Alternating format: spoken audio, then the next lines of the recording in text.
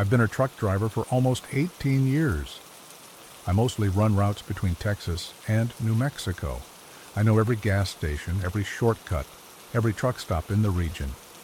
But one night made me rethink everything I thought I knew about road safety. I've just started telling the story, and I'm already getting goosebumps. It's hard to even remember. It was around 10 p.m. on a Thursday. I was leaving Dallas, headed to El Paso, hauling a load of home appliances. It was a long stretch, and since I'd had a good night's sleep, I decided to push through a few hours before stopping. The weather was clear, and traffic was light. I stopped at a station in Abilene to refuel and grab something to eat. While sipping coffee inside the convenience store, I noticed a man leaning against an old sedan with the hood up. He looked nervous. After a few minutes, he came inside and approached me, said he was headed to Las Cruces, New Mexico, and that his car had died. Asked for a ride to the next big truck stop, where he could get help. He looked tired, but not threatening. I normally don't give rides, but something about him made me let my guard down. Maybe it was the desperation or the fact that he was stuck somewhere where help wouldn't come fast. He got in the cab and we hit the road. At first, the conversation was light. He said his name was Rick and that he was on his way to visit his sick mother in El Paso. But as the miles passed, he started acting differently. He kept staring into the side mirror. Asked if my truck had internal cameras, if I logged my route. Even asked if the people who owned the cargo knew where I was at all times. I tried to brush it off, but I started getting uneasy. Something was off. He was sweating despite the AC being on full blast, tapping his fingers constantly on his leg. I started wondering if he was running from something or someone.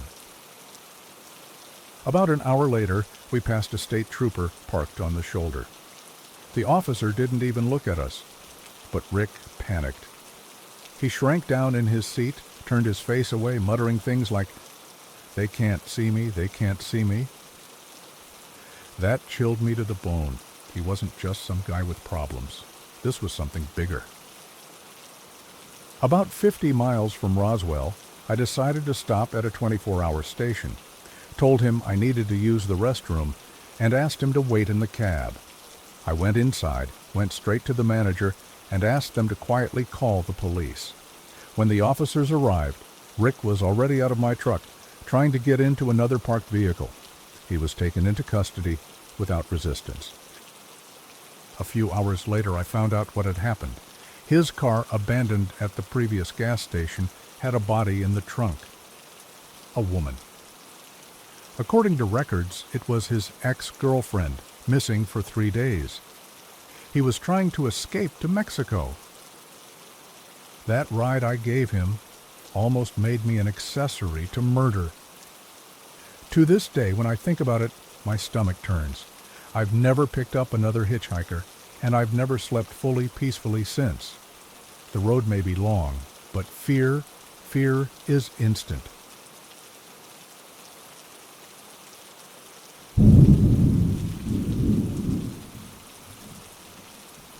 I was on a night route between Portland and Sacramento.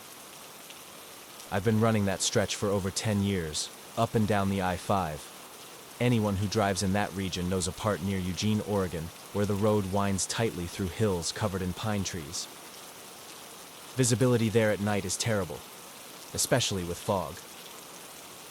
That night, it was almost 3 a.m. The road was empty. My headlights barely cut through the thick fog, and the engine's hum was the only sound alive. That's when I heard the first horn. Long, deep, the kind only a truck makes. I looked in the mirrors. Nothing. Not a single vehicle behind me. I thought I was hearing things. But then the horn came again, louder. Like a truck was right on my tail. I swerved onto the shoulder, heart racing, nearly hitting the guardrail. Jumped out with my flashlight and saw absolutely nothing. The road was deserted. Shaken, I got back in and kept driving. 10 minutes later, it happened again. The horn. 2 short blasts this time like a warning, and with it came a strong smell. Burnt diesel and rubber. In the mirror, for a brief second, I saw the silhouette of an old-style cab, and then it vanished. I pulled into a small rural gas station. The attendant, an old man with white hair, saw how pale I looked and asked what happened. I told him what I heard, what I saw. He nodded and said, "You saw Donnie." Donnie, he said, was a trucker who died in 1992 on one of those curves. His brakes failed on a descent, and he hit a concrete barrier. The truck exploded. He burned alive in the cab. Since then, every time someone ignores the steep grade warning signs or drives too fast on the curves, they hear the horn, a warning, a message from beyond. I never ignored a steep grade sign again. I never sped through curves again, and I never heard that horn again. But to this day, when I pass through that stretch, I turn off the radio and listen. Because if that horn ever sounds again, I might not get a third chance.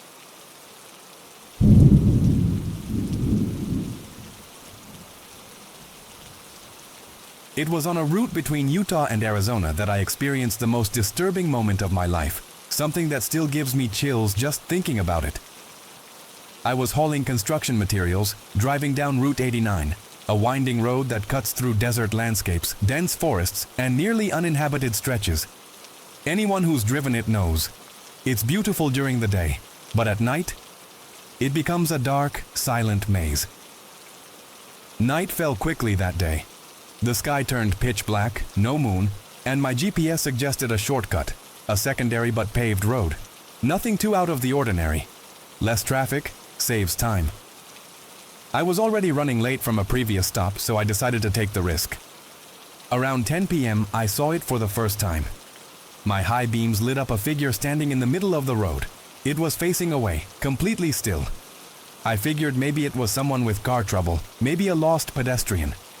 I slowed down fast and hit the brakes hard. The truck slid a little on the cold asphalt, and I hit the emergency brake. When the figure turned around, it had no face, nothing, no eyes, no mouth, no nose, just smooth skin, stretched tight like a sheet pulled over something that shouldn't be there. Like someone had erased all human features with a giant eraser. I froze, felt the blood drain from my face. Time stopped. The only sounds were my truck's engine and my own panicked breathing. The headlights flickered for a second, and he simply vanished. Didn't walk away, didn't run, just disappeared, like he was never there.